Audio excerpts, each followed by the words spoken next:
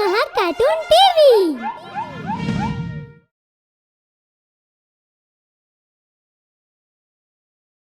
चुड़ैल दी आजादी। एक जगह कालपुर नाम ਦਾ ਇੱਕ ਪਿੰਡ ਸੀ।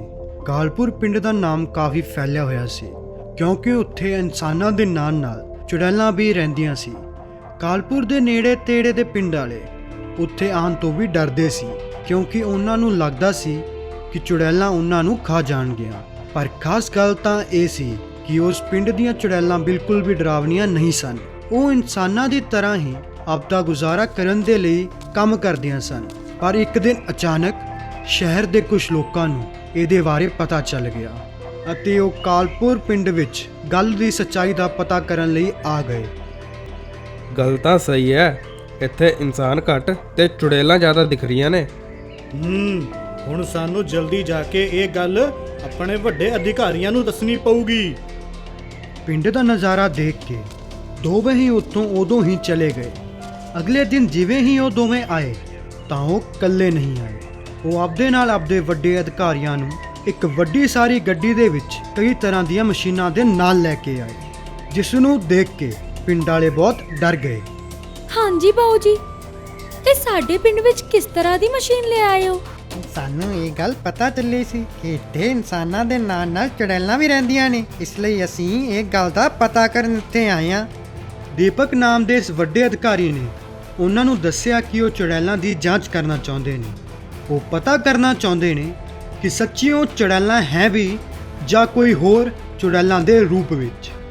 ਪਿੰਡ ਵਾਲਿਆਂ ਨੂੰ ਗੱਲ ਸਮਝ ਦੇ ਵਿੱਚ ਨਹੀਂ ਆਈ ਅਤੇ ਸਾਰਿਆਂ ਨੇ ਸ਼ਹਿਰ ਤੋਂ ਆਏ ਉਹਨਾਂ ਅਧਿਕਾਰੀਆਂ ਨੂੰ ਕਿਹਾ ਕਿ ਉਹਨਾਂ ਦੇ ਨਾਲ ਜੋ ਰਹਿ ਰਹੀਆਂ ਨੇ ਉਹ ਚੁੜੈਲਾਂ ਹੀ ਨੇ ਅਤੇ ਇਹਦੇ ਵਿੱਚ ਜਾਂਚ ਕਰਨ ਵਾਲੀ ਕੋਈ ਗੱਲ ਤਾਂ ਹੈ ਹੀ ਨਹੀਂ। ਪਰ ਫਿਰ ਵੀ ਦੀਪਕ ਨੇ ਉਹਨਾਂ ਨੂੰ ਕਿਹਾ ਕਿ ਜੇ ਇਹ ਚੁੜੈਲਾਂ ਹੋਈਆਂ ਤਾਂ ਉਹ ਉੱਥੋਂ ਚਲੇ ਜਾਣਗੇ। ਨਾਲ ਹੀ ਪਿੰਡ ਵਾਲਿਆਂ ਨੂੰ ਦੀਪਕ ਨੇ ਇਹ ਵੀ ਕਿਹਾ ਕਿ ਇਸ ਜਾਂਚ ਨਾਲ ਕਾਲਪੁਰ ਪਿੰਡ ਹੋਰ ਵੀ ਮਸ਼ਹੂਰ ਹੋ ਜਾਊਗਾ ਅਤੇ ਇਸ ਜਾਂਚ ਤੋਂ ਬਾਅਦ ਬਹੁਤ ਲੋਕ ਇੱਥੇ ਘੁੰਮਣ ਆਉਣਗੇ ਅਤੇ ਇਸ ਪਿੰਡ ਦਾ ਕੰਮਕਾਰ ਵੀ ਵੱਧ ਜਾਊਗਾ। ਇਹ ਗੱਲ ਸੁਣ ਕੇ ਸਾਰੇ ਪਿੰਡ ਵਾਲੇ ਅਤੇ ਚੁੜੈਲਾਂ ਵੀ ਬਹੁਤ ਖੁਸ਼ ਹੋ ਗਈਆਂ। ਸਾਰਿਆਂ ਨੇ ਜਾਂਚ ਦੇ ਲਈ ਹਾਂ ਕਰ ਦਿੱਤੀ। ਸ਼ਾਮ ਹੋ ਗਈ ਸੀ ਅਤੇ ਸਾਰੇ ਆਪਦੇ ਘਰ ਚੋਂ ਬਾਹਰ ਆ ਗਏ ਸੀ। ਦੀਪਕ ਅਤੇ ਉਹਦੇ ਸਾਥੀਆਂ ਨੇ ਮਸ਼ੀਨਾਂ ਬਾਹਰ ਕੱਢ ਲਈਆਂ। ਜਾਂਚ ਦੇ ਲਈ ਕਾਂਤਾ ਨਾਮ ਦੀ ਇੱਕ ਚੁੜੈਲ ਨੂੰ ਉਸ 'ਤੇ ਬਿਠਾਇਆ ਗਿਆ ਅਤੇ ਜਾਂਚ ਸ਼ੁਰੂ ਕਰ ਦਿੱਤੀ ਗਈ ਅਤੇ ਪਿੰਡ ਵਾਲੇ ਇਹ ਸਭ ਕੁਝ ਦੇਖ ਕੇ ਹੈਰਾਨ ਸੀ। ਜਾਂਚ ਬਹੁਤ ਦੇਰ ਤੱਕ ਚੱਲਦੀ ਰਹੀ ਅਤੇ ਰਾਤ ਵੀ ਬਹੁਤ ਹੋ ਚੁੱਕੀ ਸੀ। ਓਹੋ ਵੀਰ ਜੀ, ਇਹ ਕੰਮ ਕਦੋਂ ਤੱਕ ਚੱਲੂਗਾ? ਰਾਤ ਵੀ ਤਾਂ ਵੇਖੋ ਕਿੰਨੀ ਜ਼ਿਆਦਾ ਹੋ ਗਈ ਹੈ। ਬਸ ਥੋੜੀ ਦੇਰ ਹੋਰ, ਫਿਰ ਉਸ ਤੋਂ ਬਾਅਦ ਸਭ ਕੁਝ ਪਤਾ ਚੱਲ ਜਾਊਗਾ। ਸਾਰੇ ਕਾਫੀ ਦੇਰ ਤੱਕ ਇੰਤਜ਼ਾਰ ਕਰਦੇ ਨੇ ਤੇ ਉਦੋਂ ਹੀ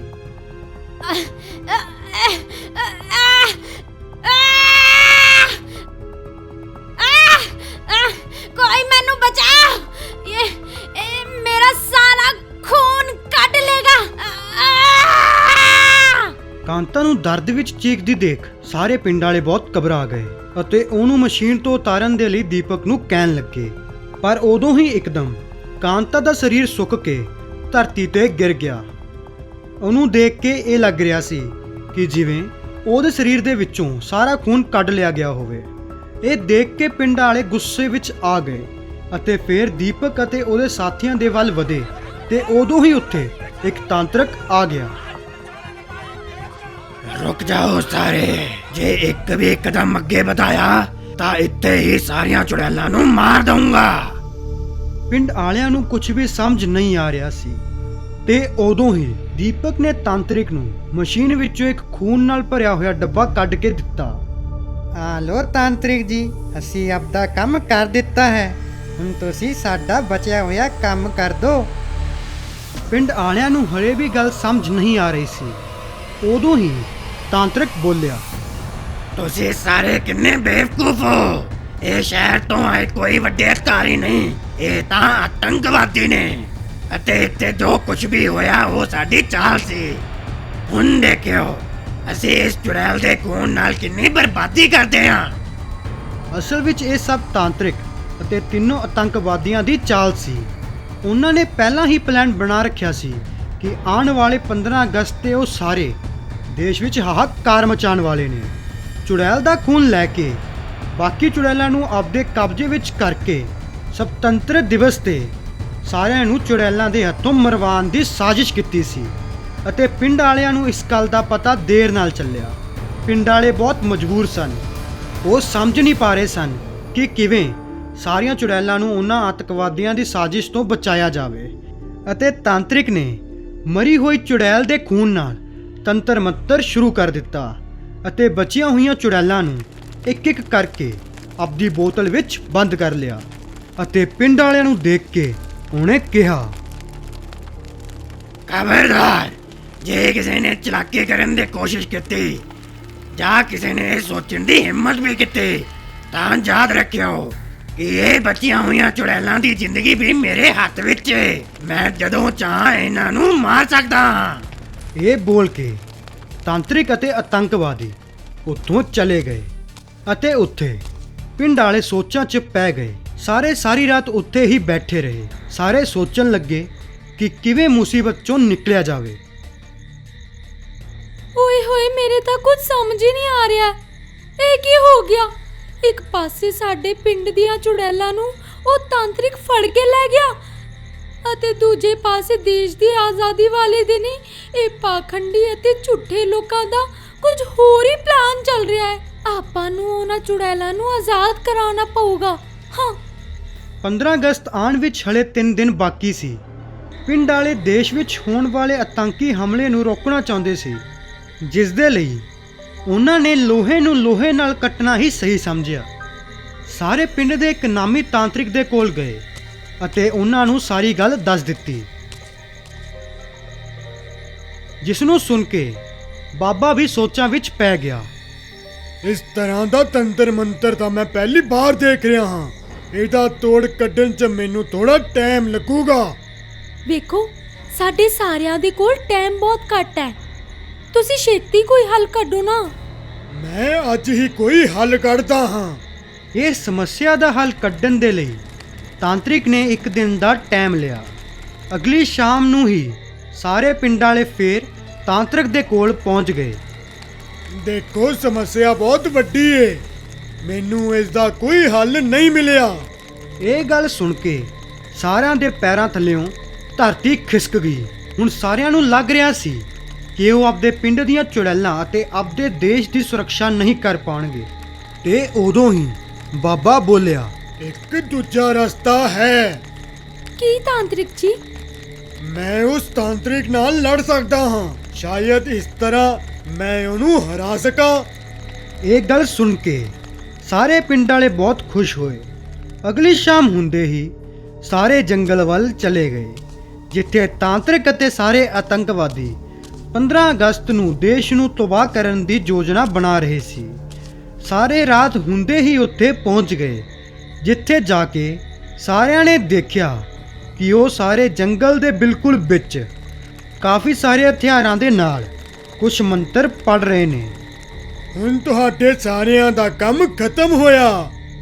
ਬਾਬੇ ਦੀ ਆਵਾਜ਼ ਸੁਣ ਕੇ ਸਾਰੇ ਆਤੰਕਵਾਦੀ ਅਤੇ ਉਹ ਤਾਂਤਰਿਕ ਖੜੇ ਹੋ ਗਏ ਤੇ ਉਸ ਤੋਂ ਬਾਅਦ ਅੱਛਾ, ਤਾਂ ਤੂੰ ਹੁਣ ਇੱਥੇ ਵੀ ਆ ਗਿਆ। ਮੈਨੂੰ ਪਤਾ ਸੀ ਕਿ ਇਹ ਗੰਦ ਨਾਲ ਭਰਿਆ ਹੋਇਆ ਕੰਮ ਤੂੰ ਹੀ ਕਰ ਰਿਹਾ ਹੋਵੇਂਗਾ। ਵਧੀਆ ਹੈ, ਅੱਜ ਤੈਨੂੰ ਮੈਂ ਚੰਗੀ ਤਰ੍ਹਾਂ ਸਬਕ ਸਿਖਾਉਂਗਾ।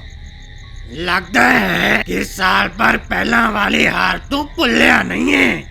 ਜਿਹੜਾ ਖੇਡ ਬੇਈਮਾਨੀ ਨਾਲ ਖੇਡਿਆ ਗਿਆ ਹੋਵੇ, ਉਸ ਦੇ ਵਿੱਚ ਜਿੱਤ ਹਾਰਨ ਵਾਲੇ ਦੀ ਹੀ ਹੁੰਦੀ ਹੈ। ਤੂੰ ਕਿੰਨੀ ਵੀ ਕੋਸ਼ਿਸ਼ ਕਰ ਲੈ, ਪਰ ਅੱਜ ਵੀ ਤੈਨੂੰ ਹਾਰ ਦਾ ਸਾਹਮਣਾ ਕਰਨਾ ਪਊਗਾ।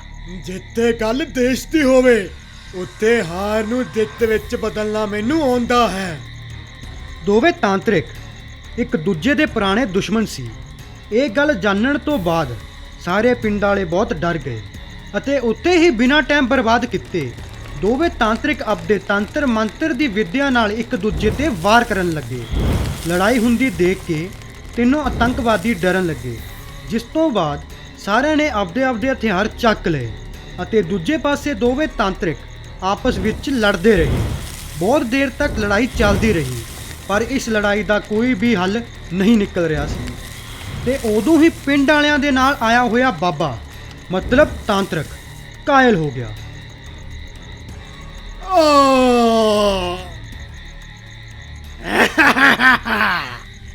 ਮੈਂ ਤਾਂ ਪਹਿਲਾਂ ਹੀ ਕਿਹਾ ਸੀ ਕਿ ਮੇਰੇ ਨਾਲ ਪੰਗਾ ਨਾ ਲਈ, ਨਹੀਂ ਤਾਂ ਤੈਨੂੰ ਹਾਰ ਦਾ ਸਾਹਮਣਾ ਕਰਨਾ ਪਊਗਾ।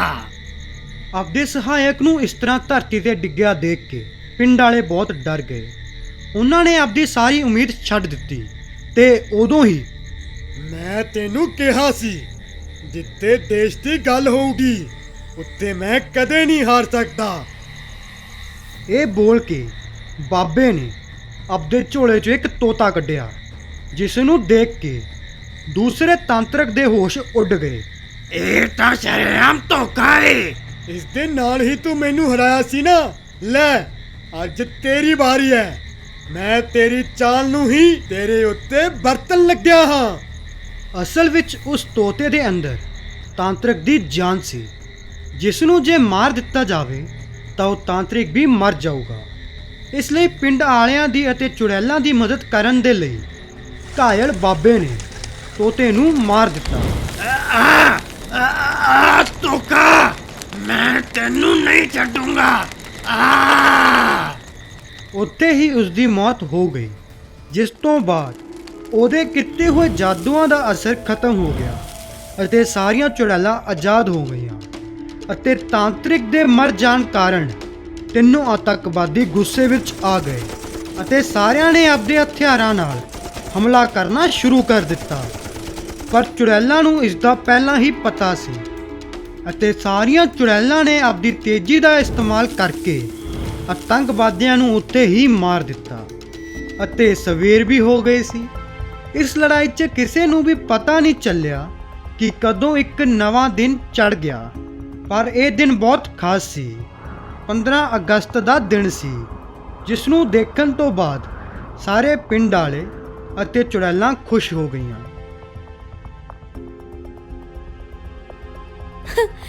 ਆਖਿਰਕਾਰ ਇਸ ਆਜ਼ਾਦੀ ਵਾਲੇ ਦਿਨ ਅਸੀਂ ਆਪਣੇ ਦੇਸ਼ ਤੇ ਆਉਣ ਵਾਲੀ ਮੁਸੀਬਤ ਨੂੰ ਅਤੇ ਆਪਣੇ ਪਿੰਡ ਦੀਆਂ ਚੁੜੈਲਾਂ ਨੂੰ ਉਹਨਾਂ ਤੋਂ ਬਚਾ ਹੀ ਲਿਆ।